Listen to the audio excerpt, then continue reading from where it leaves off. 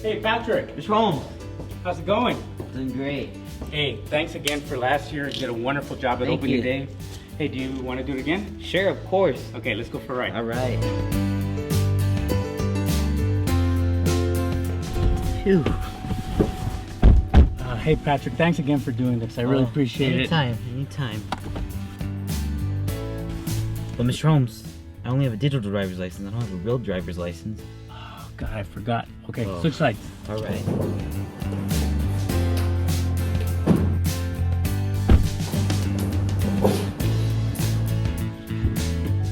That's better. Okay. So as we're going over to the event, I wanted to tell me a little bit about kind of how your freshman experience went over there at Sunnyside High School. I'm really eager to know.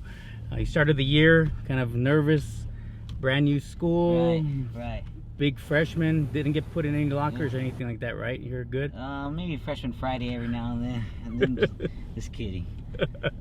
Everyone was pretty welcoming, with great teachers, teachers that, they made us feel like we were meant to be there. The whole idea of opening school is exciting because it's about teachers, it's welcoming back teachers and staff and, all the people are doing all the great work.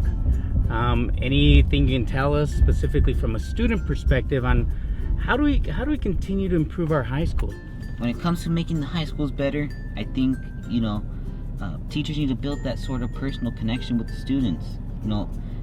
That's one of the things that inspires me to be a teacher is because my teachers built that personal connection. Sure. It makes learning a better experience and you learn more. You hungry? Oh yeah. Okay. Always hungry. How about some breakfast? Yep, that sounds great.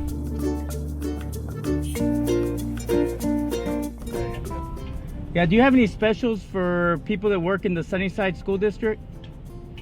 Do you have any specials for folks that work for the Sunnyside School District? How about 2 Egg McMuffins and 2 large coffees? Like cream and sugar? Oh yeah. How about with like a lot of cream and a lot of sugar in both of them? I have the future president of the United States here in the car with me, so just want to make sure you're well aware of that. All right, here we go, Patrick. All right, thank you, Mr. Holmes. You're welcome. Hey, heard you made a video, went viral here not too long ago. Oh, let's not talk about that. We won't talk about it. No. So Patrick, I'm really interested on your perspective on the Sunnyside culture. Mr. Holmes, do you mind pulling over for a second? No, not a problem. Hope everything's okay. Hope this is okay. You have to use a restroom or anything? No, I gotta catch some Pokemons. Got Pikachu. You got Pikachu? Okay, good. Never know when there's an opportunity to catch a Pokemon. Yeah. Better be safe than sorry. So one of the things that we're working on this year is this whole concept of student agency. Right. At the end of the day, the way I simplify it is really having students have the skills and knowledge necessary to take charge of their own learning, take charge of their own lives, and ultimately can make a difference in our community and our nation. Right. But doing that is, I don't want it to become rhetoric with everyone that's talking about student agency. Yes. How do we begin to kind of develop that agency in our schools?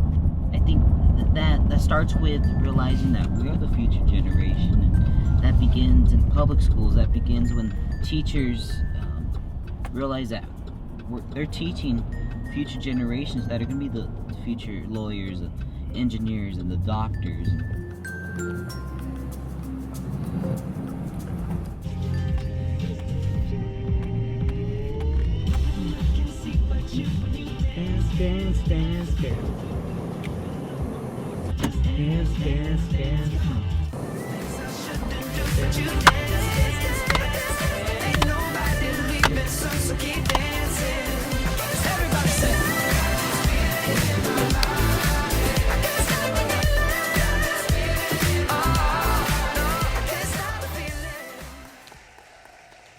And get started by welcoming our SEA president, Ms. Mary Martinez. Ms. Mary, would you join us for a few words?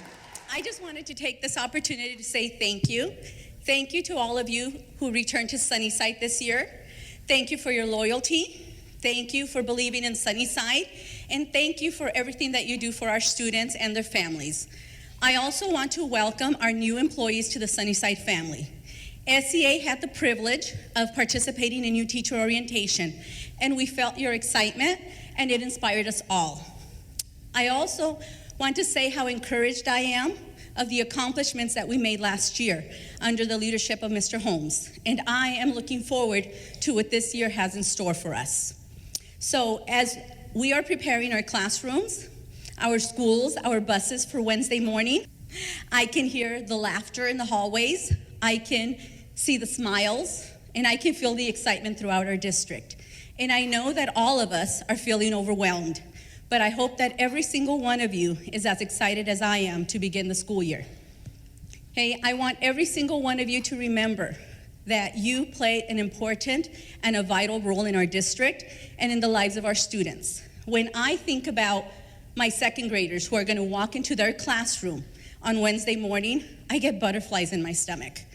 Okay, I remember why I became a teacher. Okay, and it's to work with children. It's to share in their experiences and their excitement for learning. So I want you guys to remember to be kind to each other, support each other, find inspiration in each other, and most of all, believe in each other. We are all here for the same reason, and that's for the success of our students. As SEA president, I am proud to serve, I am proud to represent, and I am proud to advocate for the certified staff and our students. So I thank you, and I am honored to be your SEA president, and I hope that every single one of you has an amazing school year. Thank you. My name is Patrick Robles, and I'm the proud sophomore class president at Sunnyside High School. Thank you. I'm also a very proud student in the Sunnyside School District. I am deeply humbled and honored to be standing in front of the best school teachers, nurses, principals, administrators, board members in Tucson, Arizona. Last year, I began my freshman year in high school. I was very nervous. I expected, the stereotypical freshman experience, a bunch of tall people, mean teachers, and getting thrown in the trash can, although I did get thrown in the trash can a few times. Just kidding. I was welcomed with open arms. My teachers were very knowledgeable and persistent to make sure we got the work done. And it wasn't just me. It was many students. School became like a second family and a second home. I met with Mr. Holmes a few weeks ago, and he asked me if I would like to help him with the welcome back celebration for teachers. So I said, of course I would. And over that time, I was able to catch some Pokemons and analyze some of the positive changes happening in our schools. We live in a great, unique community filled with lots of diversity among students, teachers, administrators, and numerous staff. We are all part of that uniqueness. Our culture, that uniqueness comes with our culture and teaching everyone the importance and value of an education and to strive each day to become the best, to set goals and to work hard. All of you here are capable of empowering my generation and lower generations to be what we want to be in life and to make a positive difference in this world. And that happens with you, the teachers, in this school district.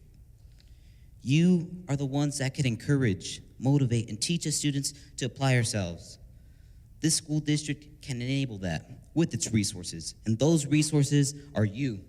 Whether that student wants to become a doctor, lawyer, chef, a leader in sports medicine, a computer technician, or an elected official, and much more, you can make sure that that student can pursue their dream. Thank you. Gracias a todos. Thank you all again. And let's do it one more time before we speak with Mr. Holmes. Fired up, Sunnyside. All right. And without further ado, I want to introduce you to a hardworking, dedicated person. He's one proud Blue Devil. He's our superintendent, Mr. Steve Holmes. I want to start with Sunnyside High School class of 1987.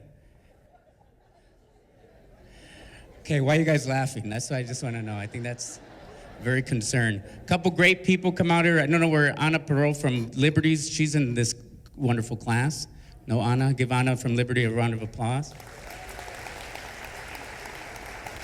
Where's Glenn Posey? Where's Glenn? Is Glenn back there? Glenn Posey is a class of 1987. I think he's somewhere right here.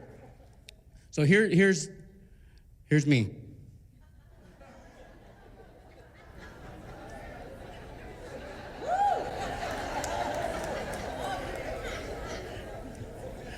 Great hair, right? That's thinking of growing it back again.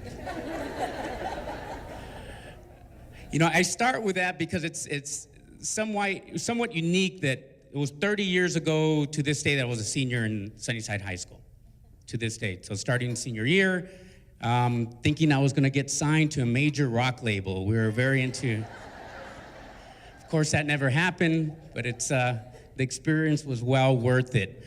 And I show that picture because I also want to demonstrate that many times many of our students may look different than what you're accustomed to, or may follow a certain stereotype, and as such we create certain images and expectations about kids based upon how they come and what they look like. I can imagine some of you that are sitting there, if I showed up in your classroom, what you would be thinking right now. Or maybe not that I'd be the superintendent here 30 years later. But the imagery is important because I think it really speaks to our beliefs about kids and beliefs about children based upon what they come with. And what really is important for you to know is what kept me engaged in school was involvement in music. Really being part of a community of friends who really believed that music was that pathway to some future success, right? Or music teachers, right? And I still believe that, but let me kind of go through this story because I think it's important for us to know kind of a little bit of what makes sometimes a big difference in our kids' lives, and sometimes the little things matter. Anyone know who this is? Any old rockers out there? This is Randy Rhoads. Randy Rhoads was a guitar player for Ozzy Osbourne when he was his first solo album after he left Black Sabbath. A little music trivia for you. So we've got this rock theme going. So we'll quiz you afterwards about Ozzy Osbourne. This was the bat and dove biting guy that was made famous. Why this is important, why I show this picture is because what triggered the uniqueness of the group of folks was that we really got involved in what this music that we're liking at the time, what was really driving some of that music. And a lot of it was driven by these wonderful guitar players who were well studied. And Randy Rhoads was a classical guitar player. And so immediately, of course, all of us began listening to classical guitar music and started getting involved in classical music, thinking, you know what, somehow if I learn classical guitar, I'm gonna really learn some of those foundational skills that are gonna be necessary for us to be successful. And so we did a lot of that, and we went back and bought all kinds of CDs of classical music and a lot of CDs of kind of jazz and things that we felt were gonna be instrumental in making us more successful. Kind of idea of us taking charge of our own learning. And we'll talk a little bit more about a theme that's emerging as we start talking about this idea of student agency. Because at that time, I believe that the group of friends that we were hanging out with were exhibiting that by purchasing all these CDs. And no, we didn't purchase them all, we did this. You guys remember that from TV Guide? And you guys had all this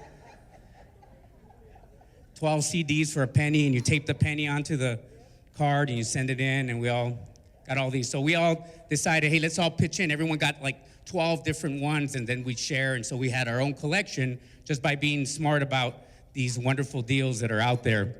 And we also did this because it was part of TV Guide as well, right? So you guys all...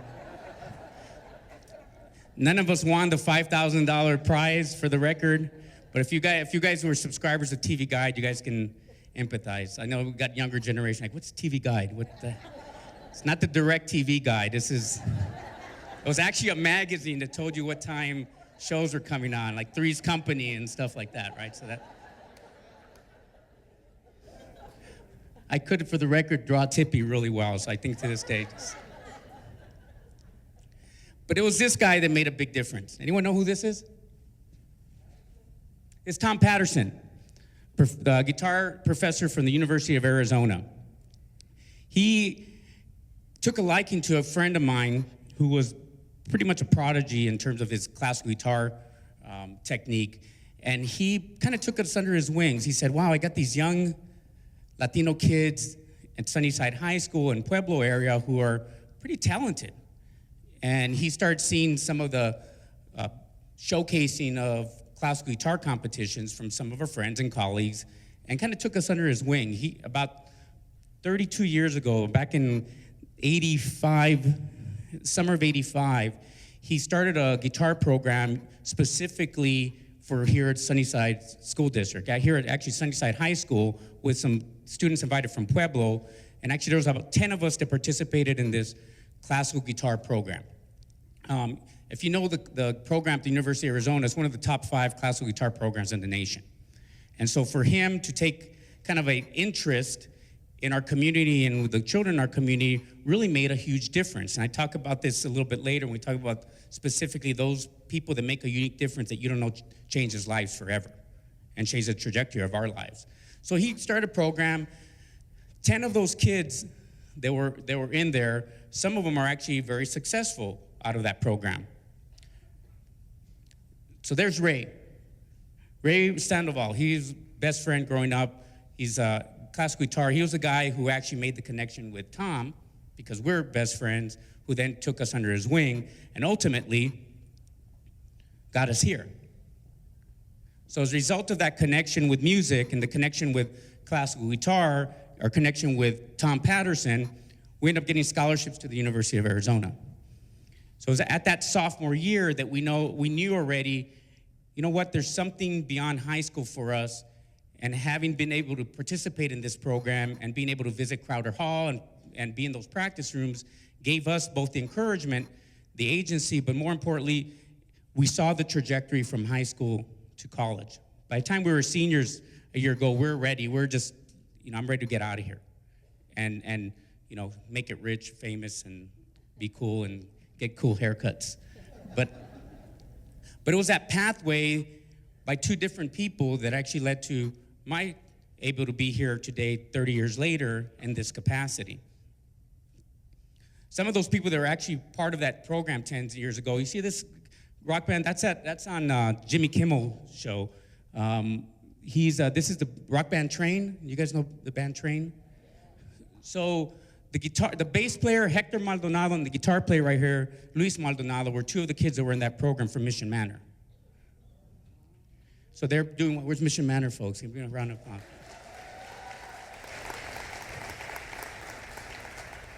There's Ray. He's got multiple CDs, living in Germany now. Married to a CNN correspondent who does a lot of the leading news. Luis Ibarra, great architect, actually a Pueblo grad. But if you know some of his architectural work, came out of that group of 10 students. And you think about it, those 10 that participate in this program, the success that they've embarked on that journey of success for the fact that you had one person that cared. Train, they're doing multi-tours right now, so if you ever get a chance to get on Luis or Hector's Facebook, you can tell them, hey, Sunnyside wants you back to do a little fundraiser here or something, right? We can get them. We'll reach out to them. But it goes to this, because I think this is something that we're coming off of, I think, a couple decades of some real dark times when it comes to public education. Specifically, what I mean by that is a lot of the programs that motivate students and motivated students in most districts across the nation have gone by the wayside. Most of it has to do with financial issues that are plaguing our nation, but equally important, I think it's this mindset of what we offer. And so I want to really, really go back to talking a little bit about my core values, which is what we offer is important. please don't kid yourself when you don't think that Steve doesn't think academic achievement is important. Academic achievement is why we're here. That's got to be our focus, and it's going to continue to be our focus. But I'm also a believer that what we offer, the music programs, the fine arts programs, our athletics programs, are equally important to supporting a kid's education. And so what we offer is going to continue to be something that we look at so that we ensure we get the type of education we know is going to support our students. But who gets to participate is even more important. I think for the longest time, because of all these intervention programs that we've put into schools, the kids who need or have an affinity to something other than just academics tend to be shortchanged. And so we've created this cycle of kids who really need music or fine arts, don't get to participate, or athletics, because they have to be in this intervention class. And so I challenge us, and that's something that I hope we continue to reflect upon, is that who gets to participate in these programs has to be equally important to the data that we're using to provide the academic support for them. Because I truly believe an exceptional education is more than just academics. It's supported by what we know as strong programs in athletics. Where's our coaches at? Go coaches. The coaches are asleep, so they're sitting in the back. And our fine arts. Where's our fine arts teachers?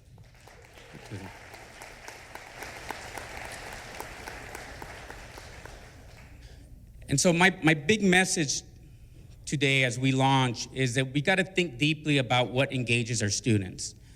And if we have students that are out there that may look differently, may have an affinity to something else, but if that's that point of entry that gets our kids engaged and gets them to college or career, I think we got to start reflecting about those things in a deeper way. See if these come up. I started the year talking about my core values last year, or my core beliefs, which really kind of led to this idea of values across the district. And I won't read them all to you. I'll let you just look at those.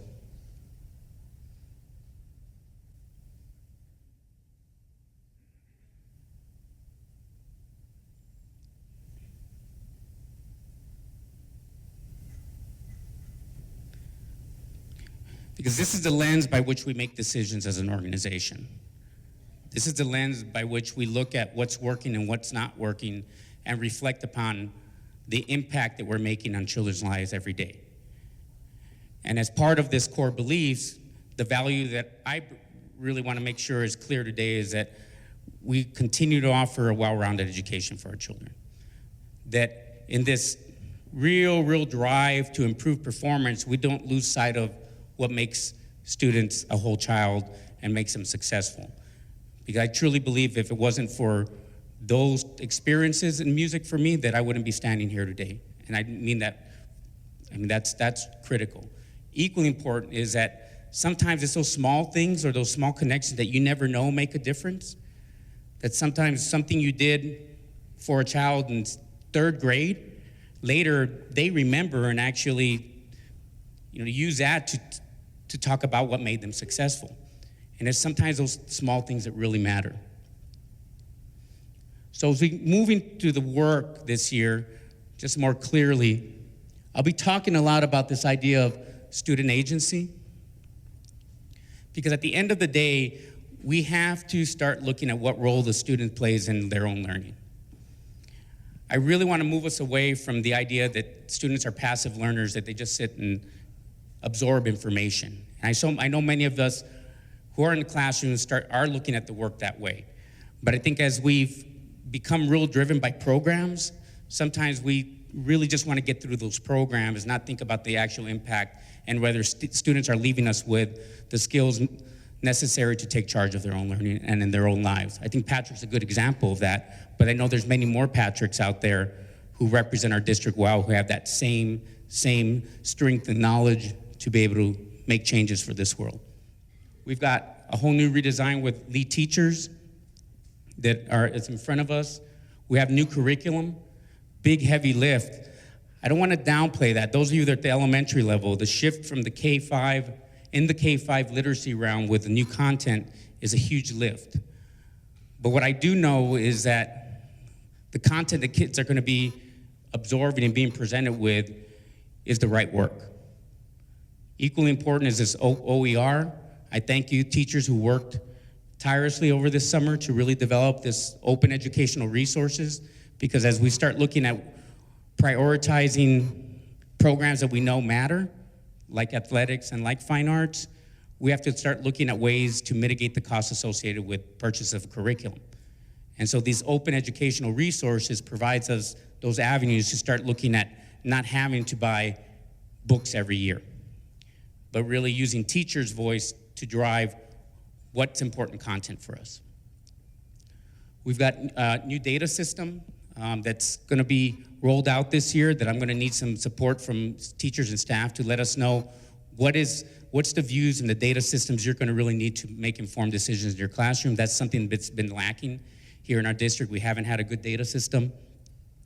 And of course, this whole idea of multi-tier systems of support, or RTI. We're very familiar with RTI, but I really want to revisit that in the context that I started, which is I don't want us to be putting kids in interventions and shortchanging them from the things that actually are equally important to education. So that's kind of the rethinking of this RTI model that I like to push forward. How significant is my life? Do I make a difference? When I move, when I act, when I do something, does the universe notice? Do I really matter? In 1963, Edward Lorenz presented a hypothesis to the New York Academy of Science. His theory stated simply was that a butterfly could flap its wings and set molecules of air in motion, which would move other molecules of air, in turn moving more molecules of air, and eventually capable of starting a hurricane on the other side of the planet.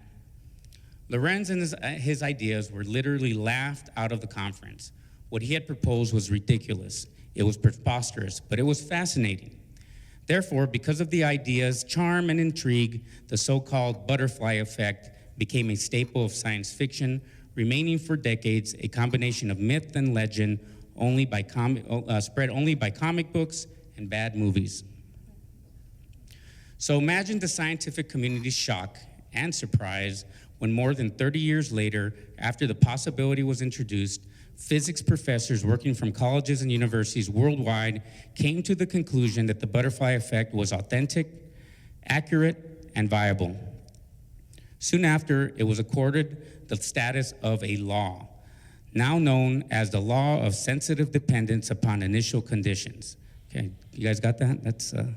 This principle has proven to be a force encompassing more than mere butterfly wings.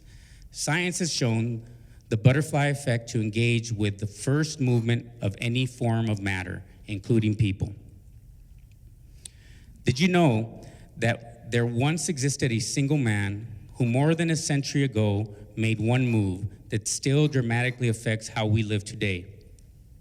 He was a 34-year-old school teacher, but on the hot, humid day of July 2nd, 1863, Joshua Lawrence Chamberlain was in the fight of his life. A former professor of rhetoric from Bowdoin College in Maine, he was now a colonel in the Union Army. Chamberlain stood at the far left edge of a group of 80,000 men strung out in a line across fields and hills, stretching all the way to a little town called Gettysburg, Pennsylvania.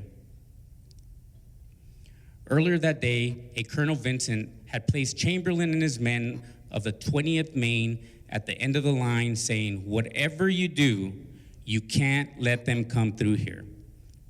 Chamberlain couldn't withdraw, and he knew it. If the Confederate Army overran them, the rebels would gain the high ground, and the Union Army would be quickly defeated. In essence, 80,000 men would be caught from behind on a downhill charge with no protection. To win, the gray-clad Confederates would have to come through Chamberlain. At 2:30 p.m., the first charge came from the 15th and the 47th Alabama regiments. They attacked uphill, running as fast as they could and firing at Chamberlain's men, who were stationed behind a rock wall they had thrown up that very morning. The 20th Maine stopped the rebel charge and pushed them back down the slope, only to face a second, then a third charge. On the fourth assault, Chamberlain was knocked down by a bullet that hit him dead center in the belt buckle. Realizing that he wasn't seriously hurt, the colonel scrambled to his feet, continuing to fight. Again, they halted the enemy's charge, and again, the rebels retreated down the hill. At that time in history, battles were fought with artillery and small arms ammunition. The struggles were close, face-to-face affairs. With their fourth charge, the Confederates almost made it to the wall, a thigh-high stack of flat rocks that ran almost 110 yards in length. As they waited for the next charge, Chamberlain felt sorry for his men. He later recalled, "Their leader had no real knowledge of warfare or tactics. I was only a stubborn man, and that was my greatest advantage in this fight. I had deep within me the ability to do nothing." Chamberlain continued, "I knew I may die, but I also knew that I would not die with a bullet in my back. I would not die in retreat. I am at least, like the Apostle Paul wrote, this one thing I do, I press toward the mark." The tap came again. On this, the fifth charge, the 15th and 47th Alabama broke open the wall, and fighting raged on both sides. Without time to reload, the men were swinging their rifles at each other and brawling with fists and knives. Somehow the 20th Maine pushed the rebels downhill another time. After that fifth broken charge, Chamberlain's younger brother Tom appeared with Sergeant Tozier, an old, hard-nosed soldier. Tozier had a thick wad of torn shirt stuck into a hole in his shoulder where he had been wounded. "No help from the 83rd, the sergeant said. They're shot to ribbons, and all they can do is extend the line a bit. We're getting murdered on our flank." "Can we extend?" Chamberlain asked. "There's nothing to extend," Tom answered. "More than half our men are down." It was true. Chamberlain's command had started in Bangor, Maine 6 months earlier with 1,000 men. They started that morning with 300. Now they were down to 80. "How are we for ammunition?" the colonel asked. "We've been shooting a lot," and was his brother answered. "I know we've been shooting a lot," Chamberlain snapped. "I want to know how we're holding out. How much ammunition do we have left?" As Tom ran to check, a 12-year-old lookout had climbed a tree. He yelled, "They're forming up again, Colonel." Chamberlain looked up to see the boy pointing down the hill. "They're forming up right now, and they've been reinforced. Sir, there's a lot more of them this time." At that moment, a messenger stumbled into their midst. Out of breath, he said, "Sir, Colonel Chamberlain, sir, Colonel Vincent is dead." "Are you sure, soldier?" "Yes, sir," he gasped. "He was shot right at the first of the fight. They were firmed up by Weed's brigade, and now Weed's is dead. They moved Hazlitt's battery up top. Hazlitt's dead too." Chamberlain's brother came back. "Joshua," he said, "we're out. 1-2 rounds per man at the most. Some of the men don't have anything at all." Chamberlain turned to a thin man standing on his right. It was First Sergeant Ellis Spear. "Spear," he ordered, "tell the boys to take the ammunition from the wounded and the dead."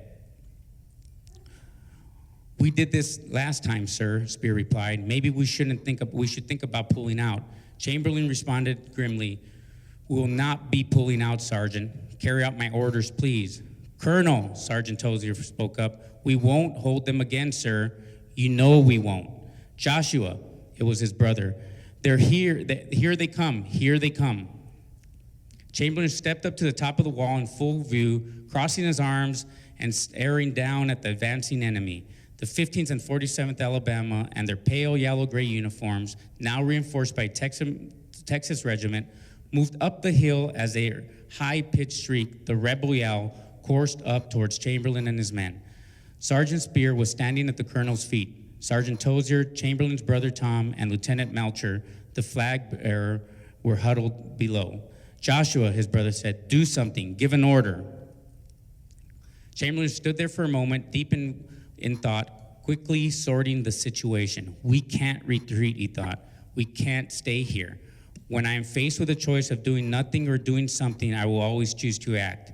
He turned his back to the advancing rebels, looked down at his men, and said, "Fix bayonets." At first, no one moved. They just stared at him with their mouths open. "Fix your bayonets now," he commanded again. "Execute a great right wheel at the entire regiment. Swing the left first. Do it now." Lieutenant Melcher spoke first, confused. "Sir," he asked, "what is a great right wheel?" But the colonel had already jumped from the wall and was moving to the next group of men. Sergeant Tozier answered the question. "He means to charge, son. A great white wheel is an all-out charge." Then turning, the colonel pointed his sword directly downhill, facing overwhelming odds. Chamberlain slashed his way through the air, and with a power born of courage and fear, the school teacher from Maine roared, "Charge, charge, charge," to his men. The remaining 80 fighting men lifted their voices to match that of their leader. "Charge, charge," they cried, tumbling over the wall into a history about which most people in our country have never heard. For when the Confederate troops saw Chamberlain, the leader of the opposition, mount the wall, they immediately stopped, unsure as to what was happening. And when the colonel pointed to his sword toward them and commanded his men to charge, they turned and ran. Many threw down their loaded weapons. The rebels were certain that they were not the same soldiers they had been facing. Surely these men have been reinforced, they thought. A beaten regiment would not charge. In less than 5 minutes, Chamberlain had his sword on the collarbone of a Confederate captain. "You, sir, are my prisoner," he stated. The man turned around a fully loaded Navy Colt revolver and offered it to Chamberlain. "Yes, sir," he answered, "I am." Within 5 more minutes, the ragged group of 80 men under Chamberlain's command, without any ammunition, captured over 400 soldiers of the enemy. It's an amazing story, isn't it? And absolutely true. But here's what most people never considered. Historians have determined that had Chamberlain not charged that day, the rebels would have won at Gettysburg. Future historians tell us had the rebels won at Gettysburg, the South would have won the war, and the war itself would have been over by the end of the summer. Most people assume that had the South won the war, today we would exist as 2 countries, the Union and the Confederacy. Historians, however, insist that if the South had won the war, we would now live in a territorially fragmented continent much like Europe. North America would be divided into 9 to 13 countries, which means when Hitler swept across Europe in the 1940s, had Chamberlain not charged on that afternoon so long ago, there would not have existed a United States of America to stand in the breach. When Hirohito systematically invaded the islands of the South Pacific, there would not have been a country big enough, strong enough, wealthy enough, and populous enough to fight and win 2 wars on 2 fronts at the same time. The United States of America exists as it does today because of a single man, one 34-year-old school teacher, and one move he made more than a century ago. Don't you see? Joshua Lawrence Chamberlain is a human example of the butterfly effect. One man who made one move whose effects still ripple through your life today. And you are no less an example of the butterfly effect than Chamberlain was. Everything you do matters. Every move you make, every action you take matters. Not just to you or your family or your business or your hometown. Everything you do matters to all of us forever. So I leave you with this story of the butterfly effect because I relate to it because I think it really personifies the ideas, particularly in my story, but more importantly, I think what we do every day. As teachers, what we do matters, and I just want to make sure you know that. And as staff that are out there, an audience and support staff, everything you do matters as well. So please, please take the time, reflect on that, and have a great, great 2016-17 school year. I look forward to being in your classrooms and seeing you all, but here we go. Have a great year. Thank you.